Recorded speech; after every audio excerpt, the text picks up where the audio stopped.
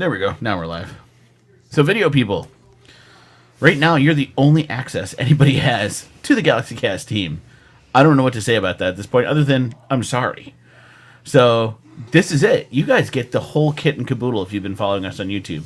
So far, we've got like 12 subscribers, by the way. Woohoo! I'm hoping that'll go up as we advertise the fact that our YouTube channel is the only option to get a hold of us. Yeah. So, you're it. But the cool thing is you get to see everything. You get to see how we do it. You get to see the studio. Like, I just rearranged the studios, if you guys didn't, so I'll show you some shots here real quick before we start. If you look behind Eric's head now, I now put in a whole bunch of new stuff back there. And all my Kenner figures are now behind Eric.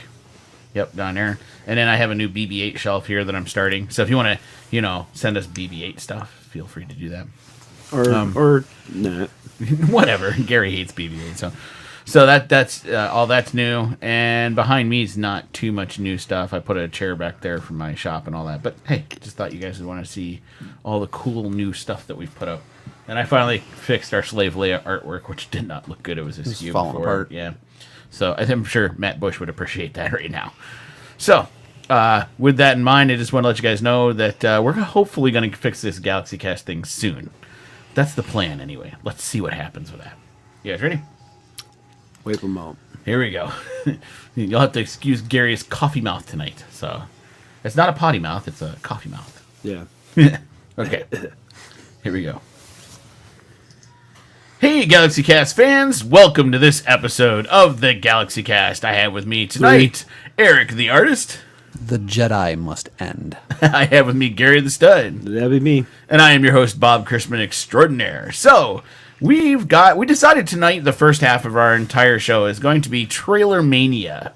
Because why not? We can talk about all the trailers that are out. There's a whole bunch of them. I'm going to go in reverse order from what we talked about before. So we got 3 trailers we're going to be covering. We're going to cover the Spider-Man Homecoming trailer, at least the latest one that came out. We're going to cover the latest Thor Ragnarok trailer, which was wow. And then we're going to cover, of course, the one thing everybody's clamoring about because as of today, It was released. is the Star Wars The Last Jedi teaser trailer that was released at Star Wars Celebration. Okay, Spider-Man Homecoming. Gotta be honest, I don't have high hopes for Spider-Man as a series in general. And it's not...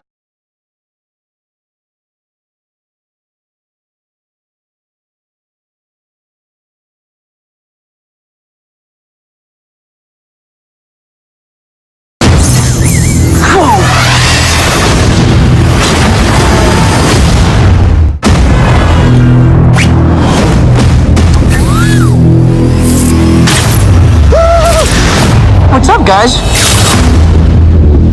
So, to become an Avenger, are there like trials or an interview? Do me a favor, can't you just be a friendly neighborhood Spider-Man? Just stay close to the ground. You're the Spider-Man from YouTube. Can you summon an army of spiders? No, Ned, no. Do you know him too? It's the one shield. Can I try the suit on? Badass. The rich and the powerful, like Stark, they don't care about us. The world's changing, boys. Time we change too. These weapons are crazy dangerous. Listen, Peter, forget the flying monster guy. There are people who handle this sort of thing. Your legal weapons ferry was at 2:30. You missed it.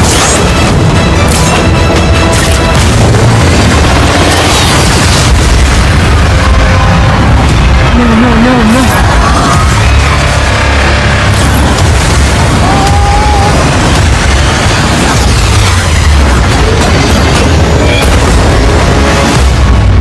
What if somebody had died? I was just trying to be like you. I want you to be better. I'm gonna need the suit back. But I'm nothing without this suit. If you're nothing without this suit, then you shouldn't have it. I screwed up. You need to stop carrying the weight of the world on your shoulders. I want you to understand. I'll do anything to protect my family. I know you know what I'm talking about. So don't mess with me. Because I will kill you and everybody you love. My friend's up there! The guy is still out there. I just gotta do this on my own.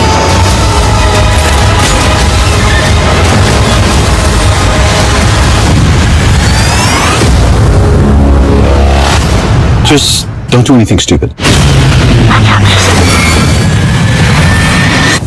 All right? Yeah.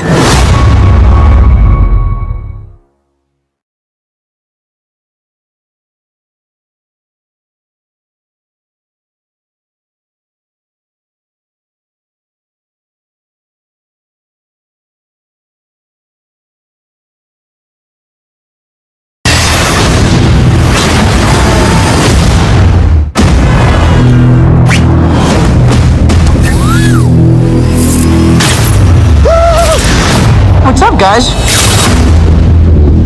So to become an Avenger, are there like trials or an interview? Do me a favor. Can't you just be a friendly neighborhood Spider-Man?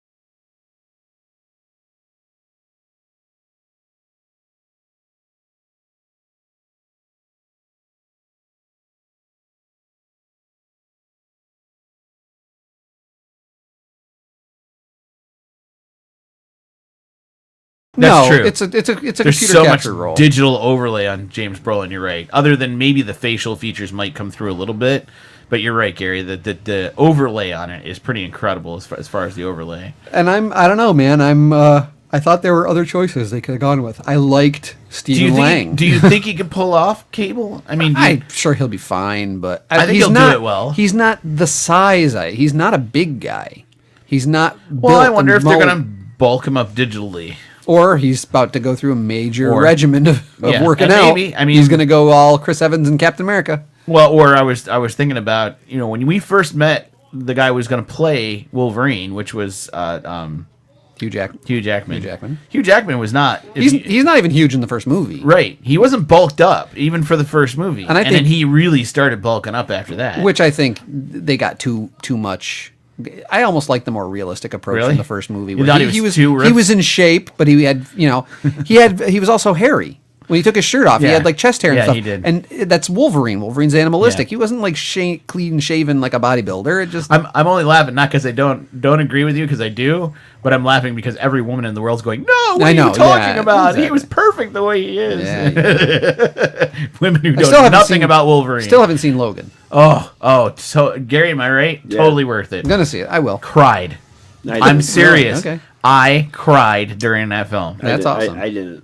I didn't expect to. I like Gary's response. Do you ever cry during any film? I didn't. No, exactly. But I did. There was a moment, and I think when you see it, you'll know exactly when it was. Going off script a little bit, I did see Split. Oh, yeah? With James McAvoy. Yeah. From the M. Night Shyamalan movie. Yeah. Surprisingly good. Yeah? You liked it? And his performance, fantastic. Awesome. So, that was our thoughts on Spider-Man Homecoming. I know we veered off quite a bit on that, but, watch the trailer. There's a lot of good scenes. There's a lot of stuff going on there. There's a lot of information in that trailer. And, I mean, honestly, for a second trailer, it's got me a little excited about it. I like the way we actually just paused it, and I never would have noticed. The boat is splitting with a view of the Statue of Liberty down the distance. So it's kind of cool. They're doing some nice framing there. Yep. Okay, so the next trailer we wanted to talk about was the Thor Ragnarok trailer, and I gotta admit, this was my first time watching it tonight with these guys, and I'm impressed.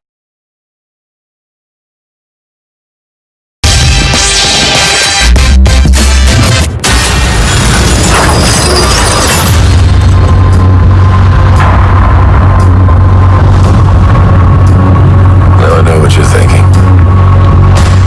How did this happen? Well, it's a long story.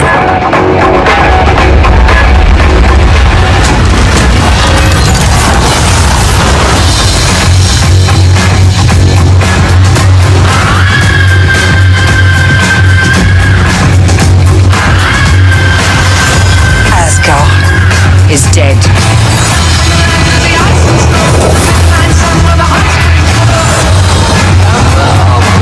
Hi there.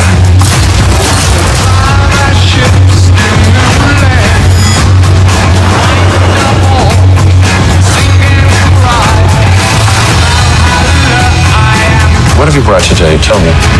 A contender.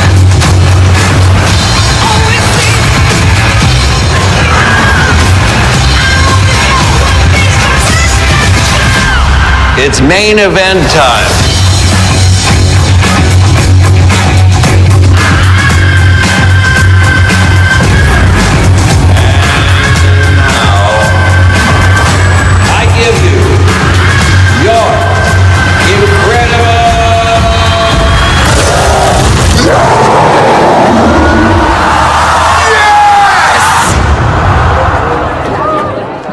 We know each other.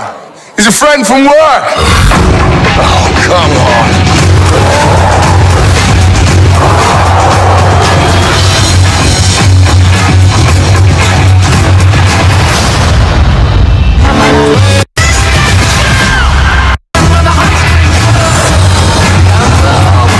Hi there.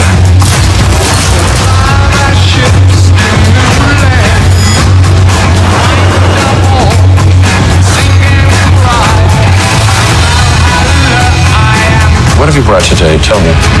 A contender. What have you brought today? Tell me.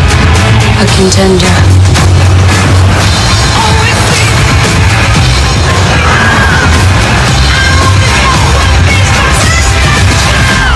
It's main event time.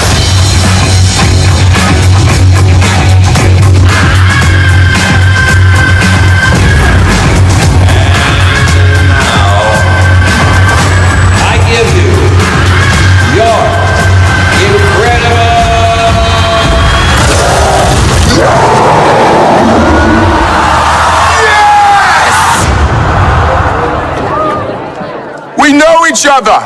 He's a friend from work. Oh, come on.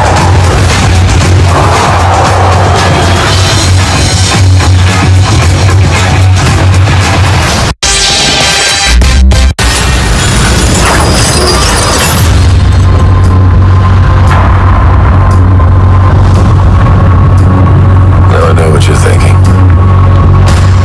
How did this happen? Well, it's a long story.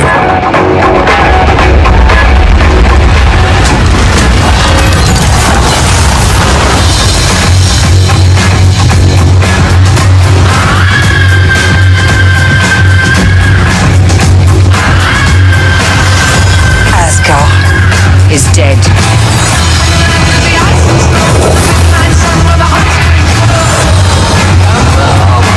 Hi there.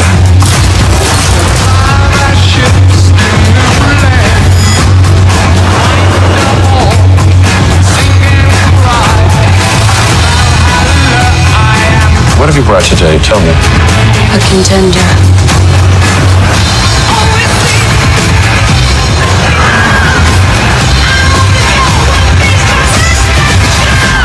It's main event time.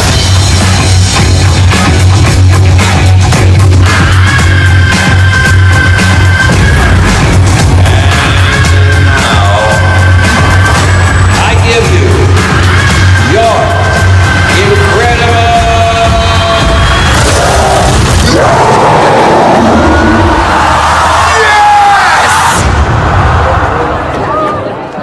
We know each other.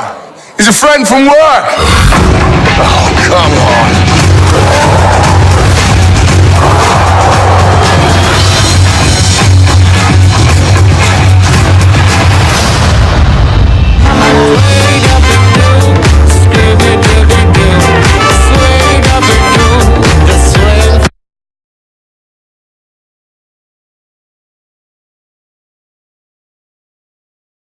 Going to be tough because there's a lot of story going on here. Hela, the Sounds like there's destruction a of lot of Asgard. characters, a lot of things happening and movement going on. It better work. And it's supposed to tie all the way back to the other Avengers, right? Like Age of Ultron, because the whole reason he ends up going where he goes is because of the vision he had in Age of Ultron. Partly, right? yeah. I mean, well, that ties So in with... how does he end up here from Age of Ultron? So they got a lot of work to do to tie that into this point, too. Well, how'd the Hulk get there? Correct. I mean, the last we saw, the Hulk was flying away on a shield. On a shield helicarrier, Yeah. and that's the last we knew of him. What happened? There's a lot of story to have to explain here. It was a Quinjet. Or That's Quinjet, right, Quinjet. right. But I really think, I mean, they'll shoot through that explanation pretty quick. They'll shoot through That'll be some a of them. flashback. Yeah, but I don't know. Or they might not even explain it at all. They might not. Maybe they'll save that. I almost wonder if they're going to do that on purpose in order to goat out of Disney a Hulk movie. Because they've been dying to have a Hulk movie. And Disney's so afraid to touch that with a 10-foot pole. It's a tough character, It's man. a tough character. He and- works with a team, but he doesn't work by himself well. Right. And it's really weird. And every time they've tried, let's face it, the two Hulk movies they've got were ultimately failures. I mean, as far as money coming in versus money going out. Yeah. They were I failures. am of a school that a lot of people aren't. I enjoyed the Ang Lee movie when I saw it in theaters. I actually did too. Because it was the first time I really saw a comic book on screen Right. with the panels and the I'll agree with you. directorial style. And there's a nostalgia for me because of that being the first comic book film. Because it was like, oh my gosh, finally some Marvel character I knew came to life on a film. But people hated it. Realistically. And other people hated it. And I'm just like, hey, well, at least we got a character. I still say we would not have the Marvel Cinematic Universe. Right. Hate me if you want to hate me. Were it not for the Ang Lee Hulk film. Because You're think about it. 100% correct on that because the movie sucked so much that they made them properly. Well, okay. Yes, you're right in that regard. But I'm also saying And yes, I'm one of the people that hated it. I know, but I'm also saying I'm just saying that I look at it from the nostalgia standpoint that if Ang Lee had not pushed and gotten the network to do what it did, there would never have been the idea of, hey, we should turn this into something else. Hey, what about Iron Man? What about some of these other characters? Could we repeat that? It's just interesting to take a moment and think back to the summer of 2008 when Iron Man was coming out, and I sat there going, that is such the oddest choice to make a movie of. Right? I remember thinking that at the time, going, how on earth is that going to work? And it just... Well, I remember sitting there saying... Out of all the characters, See, that's what I was saying. Like, of all the characters, you decided to start with... Why wouldn't you start with Captain America? Why did you start with Iron Man? That was my reaction. I was kind of like... But to me, John looking back... Okay, everyone sits here going... choice they ever made. Everyone sits here going, Josh Whedon, oh, he's a god, or Steven Spielberg is a god, or J.J. Abrams, he rebooted Star Wars and saved it, whatever. John Favreau gave you the Marvel Cinematic Universe, gave you the tone, set everything up, did it in a quick, fast-paced, fun movie that you came out of with a smile on your face, perfect casting in Robert Downey Jr., and set up the Marvel Universe. Give props where props are due to John Favreau. All right, now go back and look at what movies came out. Iron Man, Hulk, then Iron Man again, but then Captain America. Yep. The way they were in the Avengers. Yeah. Iron Man, Hulk, Captain America. Yep. So that's why. You're talking about like in the comic books themselves, right? Yeah, I know. Captain America technically was first, but that's because they wrote those comics way back in the 40s. But they never had an Avengers though. Right, the Avengers didn't exist. When the Avengers came out, right, Captain America was never. He was never a part of that. Not they the beginning. Resurrected him. Yeah, it was later Iron Man. on. It was Thor. It was Hulk. It was Ant-Man, Wasp. I think that was 5. Was Namor wasn't? Namor was not yet. the start. Right. No. And they found Captain America in ice, frozen in ice, just like they did with the movies, and it was a neat actually way. how Namor came in because he found Captain America, didn't he? I don't know. I thought it was him. I think he actually found Captain America and then contacted the Avengers and they said, "I found this guy. I think you're gonna want to see this." I'm gonna have to go back and look at that comic, but I'm pretty sure when they found Captain America, it was Namor who actually discovered him. Which that's the only character that I'm like, wow, I'm surprised we haven't even discussed. Apparently, there's big all. issues. They do not want to touch him. Yeah, there's some sort of franchising thing, He might be at Universal actually, or something. Namor is part of the Fantastic Four. Is he part of that Fantastic Four group? See, that Yep. sucks. That's what happens when Marvel sells everything out. Well, they did it before they knew they could have this kind of control. Yeah. I mean, they wanted to make money. I remember there was a point where Marvel was going bankrupt into the comic industry, and they were like, "We might not be able to survive." The late '80s, early '90s, right? That they sold everything off during the crash, and it's made it a pain to get it all back. Which is interesting because now when you look at it, I bet Marvel is hand over fist. Oh yeah, with all their properties and everything. The movies. Here's the problem, and this is just from working in the comic or from the convention industry. I know people who have worked with Marvel as a comic company at a convention and worked with Marvel as the Marvel Studios side at a convention. Okay, and it is night and day dealing with the two because Marvel Comics is still tightwad and we don't have any money, no budget, comics are tough, and Marvel Studios is like hand over fist. Well, what do we want? Budgets are huge, let's make let's recreate, we'll make the world happen, right? Inside Comic-Con, and so it's definitely two different worlds. That's interesting to know that it's that big of a difference between the two. Okay, so our last trailer we want to cover, and this is the biggie. This is not that this one. Is the big one for us. Star Wars: The Last Jedi. So if I don't see Wonder Woman, then I ain't gonna see it. So this is I guess it's.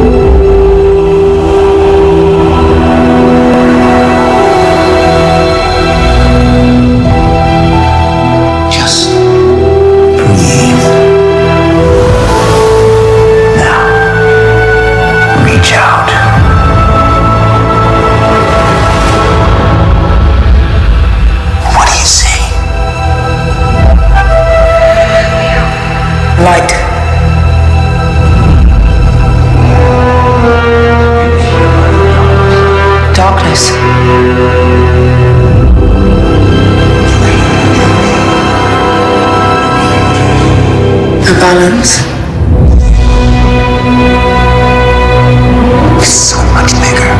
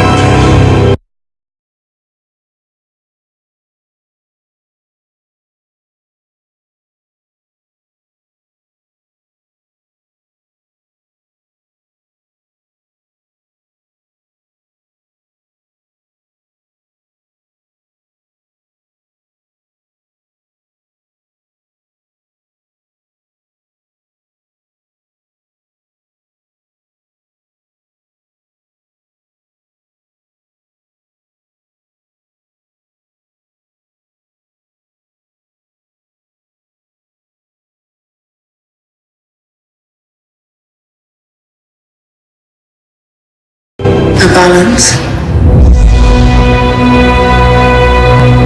So much bigger.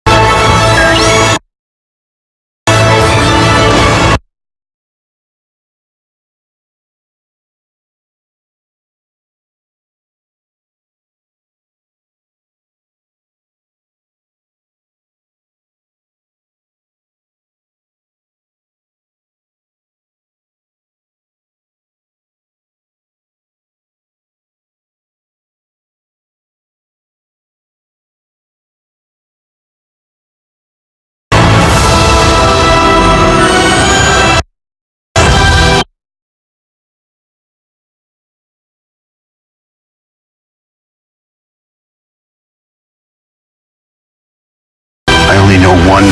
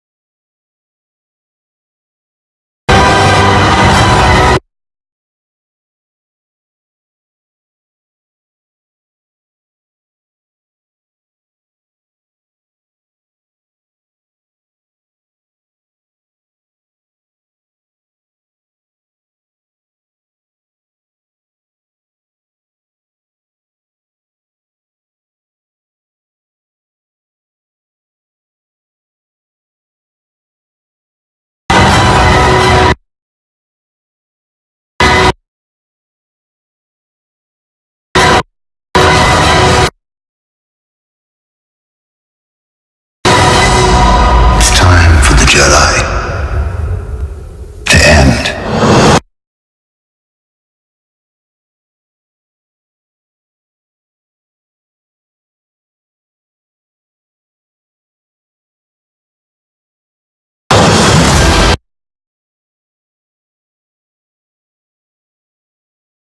Does it pique your interest in the next movie? And I say that to you guys in particular because you are definitely less enthralled by The Force Awakens than I was.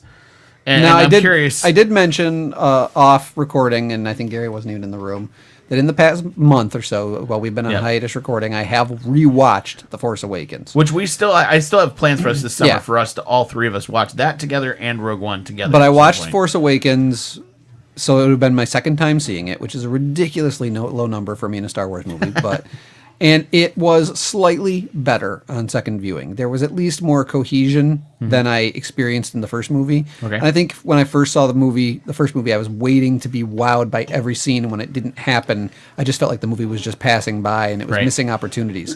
And that's my problem with the movie still to this day, is I feel like it was a large missed opportunity to tell a new story instead of a rehash story.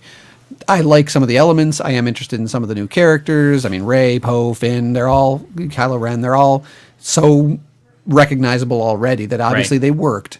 But I'm hoping this now, getting a chance to tell an original story, hopefully with no callbacks to the old movies in terms of plot structure. I don't care if you call back to callbacks old are characters, okay, right? but not plot structure. Do not rehash the story. Tell us new stuff. I'm really hoping I enjoy this just movie. from the little bit we've seen of the trailer, it certainly doesn't look like this is going to be a Empire Strikes Back light. You mean where a Jedi goes to a remote location and gets trained? Maybe. Maybe that element. You mean where a bunch of ships fly at the all-terrain walkers on a flat plane and attack them? Before you bag on that. White one at that. Before you bag on that, okay? We don't know that's exactly what's happening here. We don't. But I'm just calling out immediate plot duplications that I've already seen. So let me ask you this. If they are on that planet, but they're not lifting rocks while you're upside down. Well, when your hand touches the ground and you see lots of stones lifting off the ground, like that, you mean? But that's not, come on, it's not a verbatim. See, and that's where I get upset, because that's not a verbatim shot for shot. It's the same thing. It's not. Now, I will give you, The Force Awakens, there's a lot of things in it that feel very A New Hope. I will give you that. Yeah. But what if in this one, the idea is there, but it doesn't feel like Return of the Jedi, or Empire Strikes Back? I will tell you right now, if I hear "I am your father," I will get agree with you that I will get up and walk out. Like, if we find out Snoke is Luke's father, I'm like, whoa, I'm done. Or whatever. Or Snoke is Rey's father. Oh my gosh, would that be a killer? Would that be a killer for you guys? I'd finish the movie, but I'd be like, I'm in. I'm out. No, if I hear Luke mention that to Rey, no, I am your father, or some other character, or Leia says I'm your mother or whatever, I'm getting up and walking out. The Leia one wouldn't bother me. I'm your pet. The Leia one actually wouldn't bother me, though. Really, ultimately, it wouldn't. It might actually be a nice twist. But it would be really difficult for the next movie. That's where if they decided to put that twist in, that's going to make the next one really tough. Here's the thing. That director knows that he's doing the second movie of a main Star Wars trilogy, and that it already has aped the original trilogy's structure in the first movie. Is he, and did the screenwriters, and did everyone involved say, we do need a big twist? We need a surprise. We need to get everybody in the way that they haven't been gotten since 1981, and we need to get them again. Right. Is that going to happen? Right. Or do they not get people and just provide a good movie without the get? You know what I mean? So. Like, to me, you could do that. You could provide me a good movie without that aha moment. The surprise and save the aha for the third movie. I'm good with that. The surprise for me would be what I just mentioned earlier. It was Luke turning to the dark side. Mm-hmm. Yeah, there's a couple things that could do it. If I learned that the whole time Bruce Willis was a ghost, I'll be shocked. Yeah, you're out. Okay, so overall, did this make you guys more excited about seeing The Last Jedi, or just kind of on the same keel, or less? What do you guys think? Gary, what do you think? Want me to go first? Okay, go ahead. Did absolutely nothing for me. Okay. Kind of blah? Yeah. Okay. I heard one of two camps online. Yeah. Either people who said, "Oh my god, I got chills," and people who said, "Nerdgasm, horrible." Yeah. I gotta admit, I fell in the middle. Okay. It didn't do nothing for me. It definitely piqued my interest, especially on repeat viewings, kind of looking into the details like we've done. Yeah. But it didn't have that Chewie, we're home moment. Yeah. It didn't have that for me anywhere. Yep. So people are going to hate me. I loved The Force Awakens, and so this is where I'm in a weird spot. It sucked. It sucked. And I'll tell you why it sucked, because here's the part that I'm irked about. The movie comes out in December. It's April. Right. This is the best you can give me in April for a movie coming out in December? To me, this should have been the trailer that was released, I don't know, with Doctor Strange. Seriously. Like, you should have put this trailer on Doctor Strange a while back, which should have been released this weekend at Celebration, which if I were at Celebration, I would have been extremely irked, is a full-on trailer, which we didn't get. And so now what? So now you release it when? Guardians of the Galaxy? Really? No, a week later? No. Or what's the next? It's going to be Thor be Ragnarok? It's going to come out with, I'm trying to think of a big Disney / Marvel / something release later this year. Thor's the only one that I can think of. It's in November. And that's in November. And that's a month before. It's gonna be end of summer. But that's not Disney, is it? That's Sony. Don't matter. What's not Disney? Spider-Man. Spider-Man. Oh, no, Spider-Man. It won't be Spider-Man. Won't be Spider-Man. I'm trying to think of what movie coming out. There's this not year. a Moana type Pixar movie coming. Do you see what I'm saying? Like, Disney's missed an opportunity. You talked about missed opportunities, right? Yeah. Here's one. You missed an opportunity to release a major trailer at Celebration, get every Star Wars fan that's there, that's clamoring for a good trailer, to pump up for it, and you let them down. They really should have messed with people, and they should have had Harrison Ford film a shot of, like, a shot. It's cold. There's some smoke. A hand comes up, and he comes up like, "Oh, I'm okay," or something like that. Everybody in the audience is like, "Oh," and then it just cuts. Like, "No, we're kidding. We got you." Yeah. That would have been amazing. And I would have loved that. Then give them a full trailer, and that would have made everybody happy. Hey, have you heard the rumors that Snoke is Owen Lars? No. You haven't heard that? No. Oh my God, they're really clutching at straws now. I was gonna say, they're really grasping at straws. I think it was it was the Jawa that went Utini. He's grown up and gotten big. And Liam Neeson had filmed something saying he's coming back as Qui-Gon Jinn. Well, he needs to be a Force ghost. Oh, Liam Neeson. No, he's going to be a live action, not a ghost, Qui-Gon Jinn. Then a flashback. Huh? Then a flashback. No, it's going to be a standalone movie. Oh, you're okay. I thought you talked for this movie. He filmed a scene. No, he's gonna do a Qui-Gon Jinn movie. That's what they said. That's what he has announced at Celebration. What? When did that come out? Did you hear that? No. You're messing with us. No, I'm not. You're pulling our leg. No, I'm not. We'll be checking up on this one, folks, and we'll get back to you in a little while. You seriously? I have not heard anything about that. I would have had people calling me about that. We got technology here. Yeah, we'll have to check that out later. We'll check that out later because we're coming up on our heartbreak here. So we'll check that out later.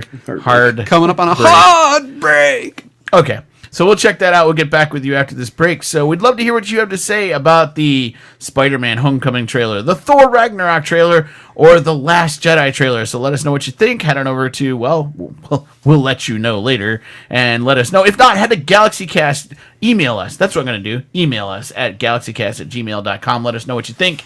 And we will try to get back to you on air with those comments and more. And we'll be back after this short break to discuss the latest episode. Yes, we're still on it, folks, of Star Wars Rebels. We're a little bit behind, but we're going to get caught up with all of you. Don't ruin it for us. Yeah, don't ruin it for us. We don't, no spoilers, please. Actually, I've been amazed I've been able to avoid all the spoilers about Rebels because they've been all over the internet, and I've avoided them all. So we should be proud of that. So we'll be back in just a little bit. Okay, Video Land, we're going to take a pause. We'll be back in a little bit as my wife peeks around the corner. I think so. Hey, video folks, we're back. So we're ready to go here. All right, guys, we're going to rock and roll. Hey, folks, welcome back to this episode of the GalaxyCast as we discuss the latest episode, well, at least for us, of Star Wars Rebels titled Double Agent Droid. So, interesting episode, almost completely and utterly droidful. Yes. Very droidish. Droidish. Yeah, lots of droid puns in this one. All right. I don't want to get it. Dude, is it really worth getting into the plot line behind this other than we know? Okay, here's the brief. Ready? Yeah. I'm going to do this fast. They're going to go on a mission to steal codes to the flight plans around Lothal from the Empire, but while they're doing it at some ship, they are detected that they have entered the ship. They through all sorts of mechanical stuff and a Lobot group that are in some kind of secret agent underground bunker where they're recording and doing all sorts of data mining. They detect droids coming in and can identify with facial recognition software that Chopper is part of the Rebel Alliance, and so they hijack him and he takes over the ship, and in the end he's trying to kill all the rest of the crew, and the only one who knows is the Imperial droid that they have with them, whose name I can't remember right now, and they won't listen to him. AP. Yep. And then eventually they able to take the ship back over, retake Chopper back over, and through a reverse energy flux back through the channel into the ship, they're able to wipe out and destroy the entire Lobot secret base there and blow up the ship and escape, and their secret base isn't found, and they get away with I still think they have the codes because the Lobots let them get away because they thought there was a better chance of letting them get away and using them to track back to the Rebel base than stopping them while they were doing their plan. So I think they still get the codes, the Lobots get destroyed, everyone's okay, and Chopper was a jerk the whole episode. Huh. That's like a Rebels in 60 right there. Pretty much it. Eric just nailed the whole thing from top to bottom. And apparently, it had Josh Gad. Yeah, which I didn't know until we were just looking at the overall information about the episode. Vanessa Marshall also apparently did a couple different voices in this one. But Josh Gad was the controller in this one, which was very interesting. He seems to be taking a certain love to Star Wars lately. Oh, yeah, quite a bit. Through his little Daisy Ridley viral videos and this. And... Well, and here's the big one. He actually hosted the Star Wars panel. Yes. So it makes me wonder if Josh Gad is trying to get his foot in the door. Is he going to be in one of these episodes? Try to get a Star Wars movie. I think he's going to try to get his foot in the door for a movie. He wants to roll in a movie somewhere. He's going to be the next Stormtrooper. I was thinking he was going to be the next Jabba the Hutt. Who's supposed to be the Stormtrooper? They said the last one was Daniel Craig in Force Awakens. Someone's doing this one. Who was it? Tom Hardy. Oh, that's right. Yes, Tom Hardy is going to be in it somewhere. Yeah. Whoopee. I don't know why I react like that, but I do. So that's the general overlay. What do you guys... All right. There's so many things about this episode that I'm just like, really? First off, do we really have a ship out there that's acting like... What's the U.S. agency that data mines us? I forget the name of it. I can't think of it. It's the one everybody's talking about lately, too. Hang on. This is going to require an edit. Yeah, big one.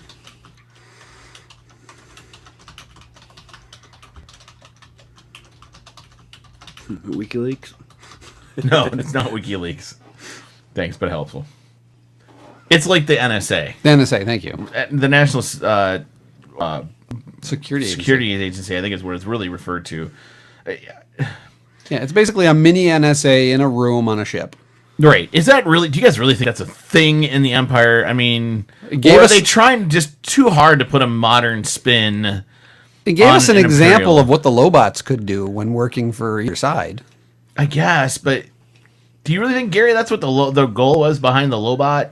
No. No, I didn't think so either. I thought Lobot was just like a cyborg, like a nice enhanced human being, maybe, who needed some sort of implant to enhance their brain a little bit. That's all I ever took it as, not as basically a communication device. It looks like a big Bluetooth now. Well, think about it, though. So I'm wondering if that's what it really is. In Empire, Lando Calrissian used Lobot to communicate with the rest of the city secretly to do plans and arrange things. I mean, he used it as a connector. But he also had a watch on that he was like punching through, or a wristband on. Well, he did certain things that way, but the Lobot very clearly was doing work with him. Yeah. And I think it was through the headset and the connector. So I think they are information specialists. Here's the thing I find odd. They can control Chopper at such a long distance, because remember, they're going into hyperspace, and yet they're still able to maintain contact with Chopper. Yeah, well, that seemed a little to the point where Chopper could pull them out of hyperspace, right, and had them stop, and then tried to kill the crew by opening up the hatch. I mean, it was a cool idea that Chopper's gonna mess with the crew and put them in the engine bay and control things and all that, but I just don't know if this idea of an NSA style Imperial ship works. Are you a Star Trek fan? I am. Did you have any trouble with the reboot by J.J. Abrams where they beamed themselves off the planet onto a moving ship that was how far away in hyperspace? Oh, yes, I do. I have a problem with that. Because, again, trying to pinpoint something in space that's in the middle of space to pull up an energy cell from that distance, next to impossible. That's craziness.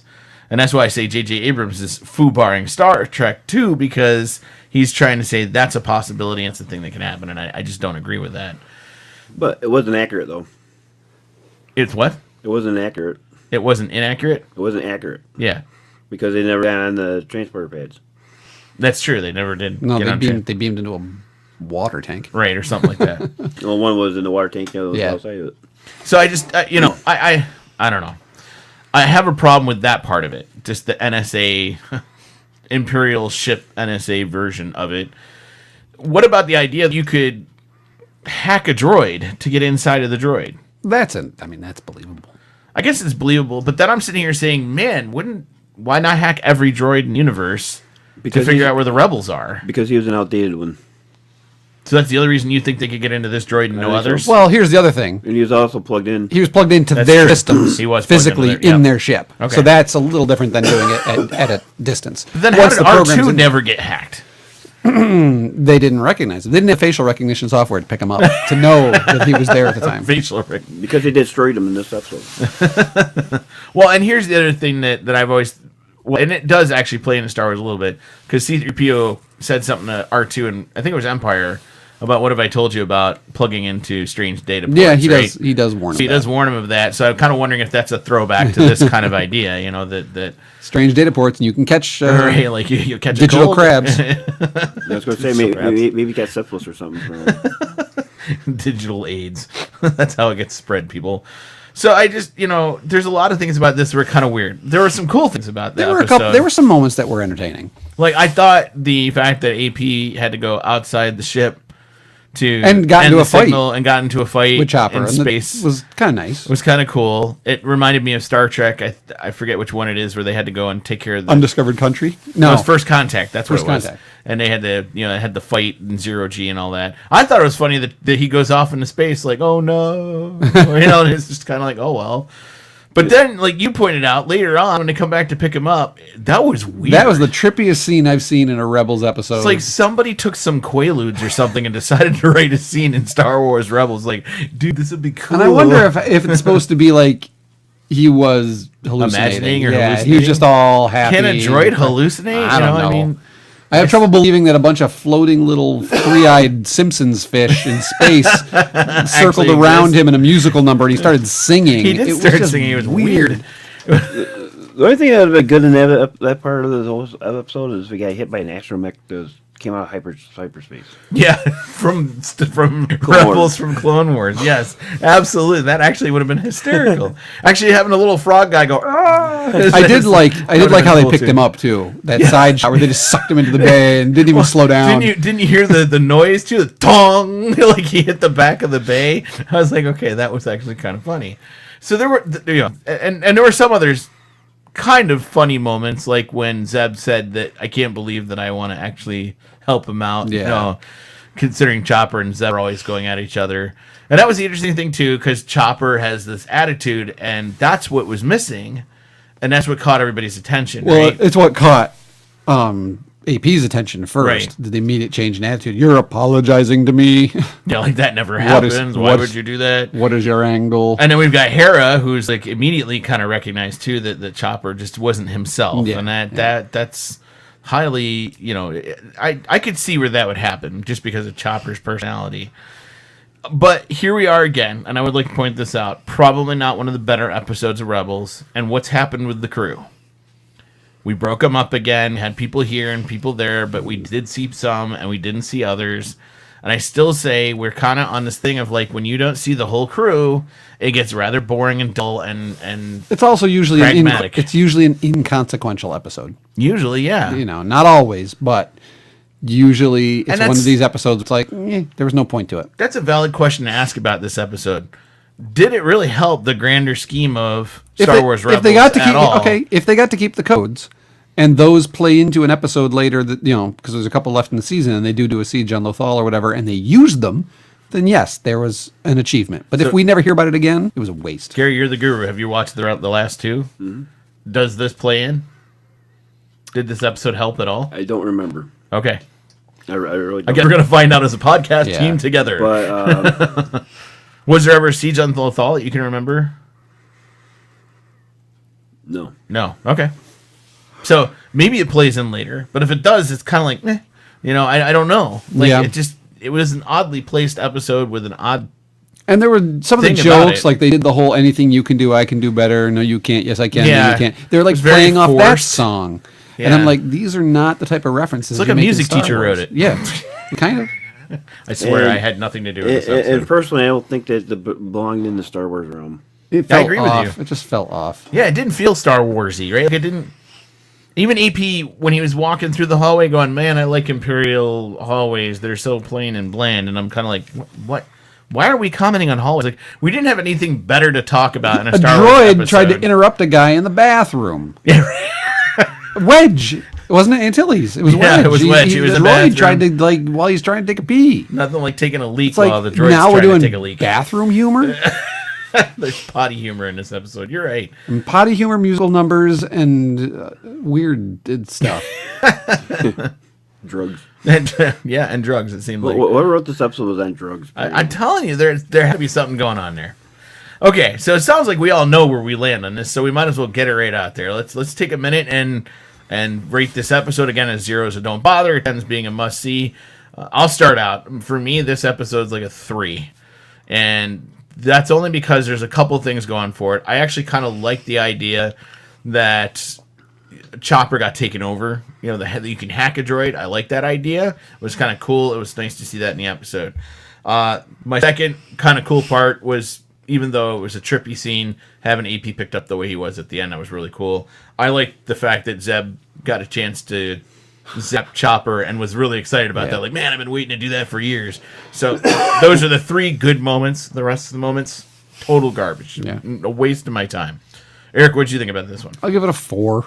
The only thing I would add to it that was a good moment was I actually liked seeing Hera with some attitude at the end. Oh, yeah. Talking into the camera and being like, you mess with my droid, now you get it. You Yeah. get it. You're going to pay. Do you think it's believable that the ship would blow up From a feedback loop? Feedback loop?